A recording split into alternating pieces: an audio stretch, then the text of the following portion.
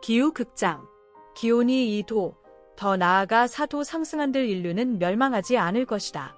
다만 더 많은 사람들이 물과 식량을 구하지 못해 난민이 되거나 전쟁에 휘말리고 점점 더 가까운 곳에서 전례 없는 폭염과 홍수로 절망을 목격하게 될 것이다. 우리는 갑자기 죽지 않는다. 천천히 고통을 느끼고 비용을 치르며 오래오래 살 것이다. 희곡으로 만나는 기후 위기의 진실.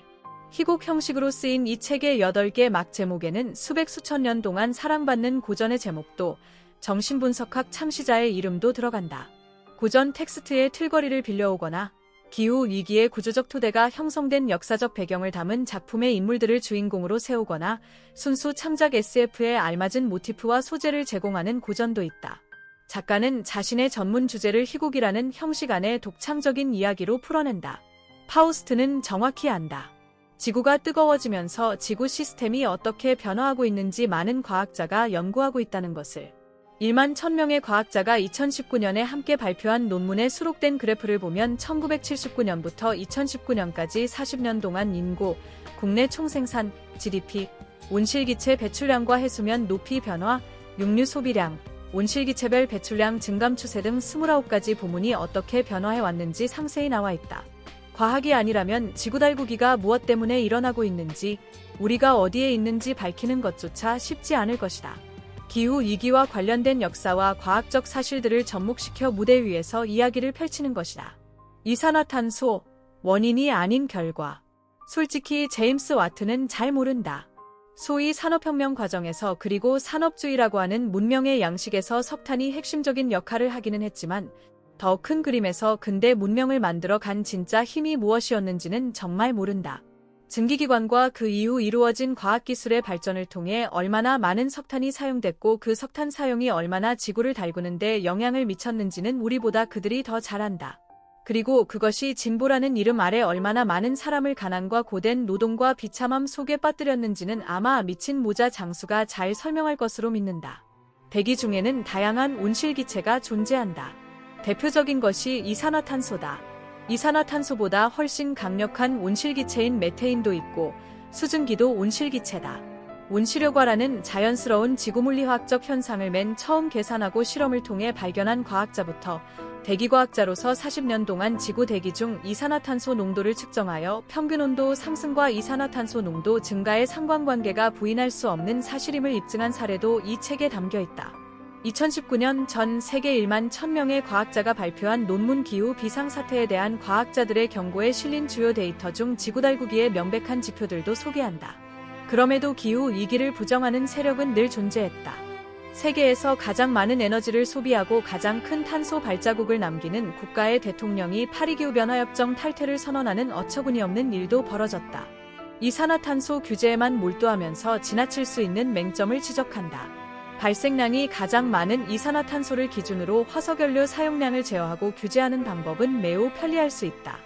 그러나 그 방법의 가장 중대한 문제는 이산화탄소만 내보내지 않으면 된다고 생각하게 만든다는 것이다. 문제 해결을 위해 원인을 겨냥한다면 결과로서 나타난 이산화탄소 농도 증가가 아니라 근본적인 원인을 찾아야 한다는 문제의식이다. 과거의 선택, 미래의 운명. 이 책은 기후 위기의 구조적 토대가 형성된 시기를 조명하는 데 공을 들인다. 인간의 이기심과 탐욕이 초래한 수많은 과오와 오류도 한 축에 있겠지만 그것이 기술 발전에 힘입어 자연과의 연결 감각을 파괴하고 무자비한 개발과 착취로 이어졌던 최초의 장면이 등장한 14세기 유럽에서는 어떤 일이 벌어졌나.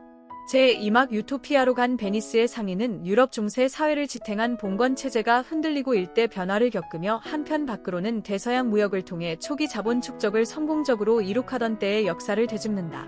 유토피아를 쓴 토머스 모어가 생존해 있고 어디에도 없는 곳이라는 어원의 의미와는 달리 유토피아 섬이 실재한다는 설정 아래 모어와 베니스의 상인의 무역상 안토니오가 만난다. 모어는 안토니오가 큰돈을 빌려 버리려는 사업의 실체를 알려주지만 안토니오는 우정을 위해 계획을 완수하고 돌아가야만 한다. 베니스로 돌아가 친구들과 재회한 안토니오는 크게 후회하며 친구들에게 편지 한 장을 남겨둔 채 다시 유토피아로 향한다. 친구들, 놀라게 해서 미안하다. 수년 만에 겨우 만난 그들을 두고 다시 떠나려니 가슴이 미어진다.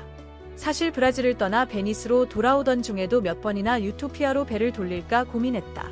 하지만 아메리카로 떠나게 했던 4.16의 유산이 다시 집으로 향하게 했다. 제시카가 믿고 맡긴 4.16의 돈을 돌려줘야 하는 의무를 다하기 위해서다. 그런 탓에 모어 선생님과 했던 약속 2가지를 모두 어기고 있다. 그들에게 유토피아에 갔던 일을 얘기해버렸고 지금 다시 그곳으로 돌아가려 하고 있기 때문이다. 애초에 돌아갈 생각이 없었다면, 그리고 그들과의 우정을 소중히 여기지 않았다면 그곳 이야기를 발설하지 않았을 것이다. 메리는 바이런 병이 현재 시대를 사는 우리가 세계를 정신과 물질, 둘로 나눠 기계론적으로 생각하고 있다고 이해한다. 영혼과 몸은 서로 달라서 분리될 수 있고 인간 외의 동물과 자연은 저 똑딱거리는 시계와 같은 기계라고 말이다. 하지만 그녀는 그렇게 생각하지 않는다. 생명을 작은 구성 요소들로 나누고 난 후에도 생명이라고 할 수 있을까? 문명에 대한 질문, 그리고 희망. 박사처럼 의문을 품는 사람이 꽤 있다는 것을 포트라는 안다. 전 세계 각국의 정상이 모여 만장일치로 결정하기는 했지만 그 과정 자체를 수용하지 못하는 사람도 많은 것이 사실이다. 세계 곳곳에서 시위가 끊이지 않고 이 프로젝트에 반대하는 것을 제일 목표로 삼고 활동을 하는 정치 집단이 세력을 키워가고 있다. 국제 과거 수호당을 아는가? International Keepers of Every Era's Past, 당마리. 이들의 대표적인 슬로건이 과거는 과거에 두어라, 다.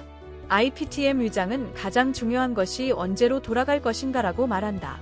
이를 위해 IPTM은 지난 20여 년 동안 최고의 과학자와 최고의 타임머신 기술자, 심리역사학자와 경제학자, 인류학자 등 여러 분야 전문가들이 협력하여 과거 기후 예측 모델링을 개선해왔다. 그 결과 기후변화 해결에 효과적인 몇 개의 유력한 시나리오를 도출했다. 어떤 과거를 선택하느냐에 따라, 즉 어느 시점의 과거로 타임머신을 보내 진행 경로를 어떻게 바꾸느냐에 따라 우리의 현재는 달라질 것이다. 과거 어느 시점으로 돌아갈 것인지 최종 결정을 내리기 위해 내일부터 이 자리에서 각 당사국의 의견을 듣고 토론할 것이다. 먼저 허버트 코난 옐스 박사를 모시고 이 기술에 관한 간략한 설명을 듣는다.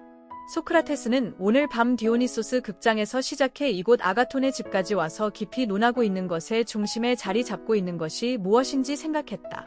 그러다가 지금으로부터 10년 전 아테네 일행성에서 디오니소스 제전이 열릴 당시 그곳에서 만났던 현자 디오티마를 생각했다.